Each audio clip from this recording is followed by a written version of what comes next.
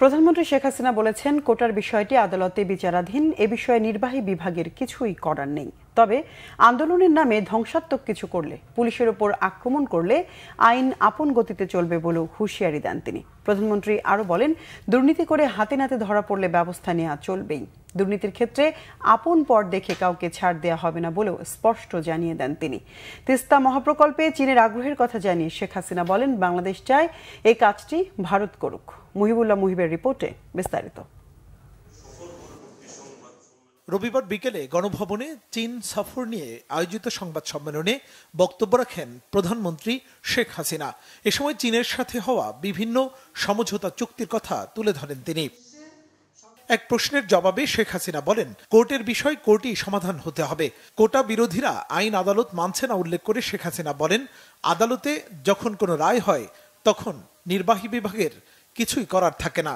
কোর্টের যখন কোনো রায় হয়, সাথে সেই রায়ের বিরুদ্ধে এক্সিকিউটিভ অথরিটির এখন এই মুহূর্তে তো আমাদের কিছু করার নেই, কারণ কোর্টেই সমাধান করতে হবে।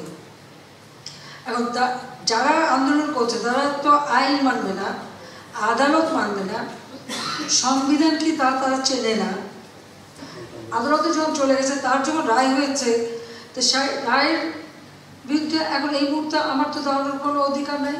এটা তোমার সংবিধানও বলে না, আমার পার্লামেন্টও বলে না, কার্যপ্রণালী বিধিও বলে না, কিছুই না।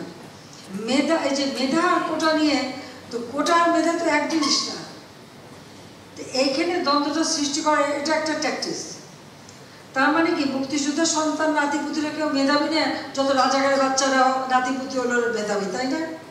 কিন্তু এটা ভুলে গেলে চলবে না যে যাদেরকে মেধাবী না বলছে তাদের হাতে কিন্তু ওরা পরাজিত। শেখ হাসিনা কথা বলেন তিস্তা প্রকল্প নিয়ে। এ প্রকল্পে ভারত ও চীন আগ্রহী উল্লেখ করে তিনি আরো বলেন, বাংলাদেশ চায় এই প্রকল্পে ভারত কাজ করুক। তিস্তা প্রজেক্টটা আমাদের করতে হবে। এখন যখন চীন আমাদের কাছে কিছু অফার দিয়েছিল, তার একটা ফিজিবিলিটি স্টাডি করছে। ইন্ডিয়াও আমাদের কাছে অফার দিয়েছে, ইন্ডিয়াও ফিজিবিলিটি স্টাডি করবে। এটা করার পরে যেটা আমাদের জন্য যুক্তিযুক্ত হবে আমরা সেটা নেব।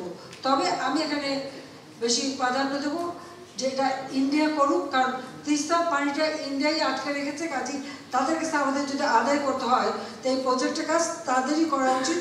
তারা প্রজেক্ট করে তখন এটা যা প্রয়োজন তারা দেবে। এটা তো একটা ডিপ্লোমেসি, যেখানে আর কোনো দ্বিধা থাকার তো কথা না। শেখ হাসিনা কথা বলেন প্রশ্ন ফাঁস এবং দুর্নীতি বিরোধী অভিযান প্রসঙ্গে। জড়িতদের বিরুদ্ধে ব্যবস্থা নেওয়ার পাশাপাশি ফাঁস হওয়া প্রশ্নের সুবিধাভোগীদের বিরুদ্ধে ব্যবস্থা নেওয়া হবে বলেও জানান বঙ্গবন্ধু কন্যা। ঘুষ যে দেবে আর ঘুষ যে দেবে উভয়ই হচ্ছে অপরাধী, উভয় অপরাধী, এটা মাথায় রাখতে হবে। তো প্রশ্নপত্র যারা ফাঁস করে আর যারা সেই প্রশ্নপত্র ক্রয় করে, দুজনই অপরাধী, এতে কোনো সন্দেহ নেই। কিন্তু খুঁজে বেরটা করবে কি, সাংবাদিকরা যদি চেষ্টা করে বের করে দেয়, ব্যবস্থা নেওয়া যাবে। অনেক সময় এগুলি ধরতে গেলে অনেকে বলবে এটা প্রচার হলে ভালো হবে না, ইমেজ নষ্ট হবে, অমঙ্গ, আমি তাদের বিশ্বাস করি না। বলে কিসের ইমেজ নষ্ট হবে? অন্যায় বা অবিচার যেটা করবে তাকে আমি ধরবই। হ্যাঁ, যারা বেনিফিশিয়ারি যদি তাদের খুঁজে বের করা যায়, তখন তাদের মধ্যে ব্যবস্থা নেব না কেন? তাদের তো চাকরি করার কোনো অধিকারই থাকবে না। কিন্তু সেটা খুঁজে দেবে কি? আমার বাসায় কাজ করে গেছে পিয়ন, সে 400 কোটি টাকার মালিক, হেলিকপ্টার ছাড়া চলে না। হ্যাঁ, বাস্তব কথা। কি করে বানালো এই টাকা? যখনই আমি জানছি তাকে বাদ দিয়ে তার কার্ডটা সব সিজ করে সব আমার ব্যবস্থা আমি নিয়েছি। সাংবাদিকদের 10ম ওয়েজ বোর্ডের বিষয়ে টেলিভিশন মালিক ও পত্রিকার সম্পাদকদের সাথে আলোচনার পর সিদ্ধান্ত নেওয়া হবে বলেও জানান প্রধানমন্ত্রী শেখ হাসিনা। মুহিবুল্লাহ মুহিব, বাংলা ভিশন, ঢাকা।